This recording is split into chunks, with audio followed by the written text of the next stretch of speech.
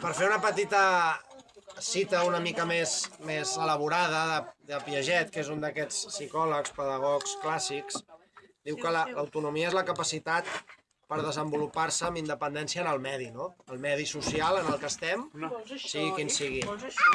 No és només fer-se al llit o preparar l'esmorzar al matí, és molt més. L'autonomia també fa referència a la capacitat per tenir opinions, gustos, per prendre decisions pròpies i per saber utilitzar l'educació i tenir una moral pròpia, és a dir, al final acabar decidint què està bé, què no està bé i què fem respecte a això, no? I el desenvolupament de l'autonomia és l'educació. Llavors, jo considero que els pares i les mares i els educadors, és veritat que aquí a Follets es parla dels acompanyants, no? Que acompanyem, no? Però jo considero que criem i eduquem, no?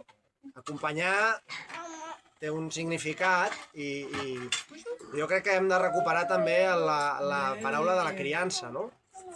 Criar significa estar amb el teu fill, amb la teva filla, o amb el teu net, amb qui sigui, i donar-li uns valors que l'ajudin a créixer i ser una persona íntegra, no?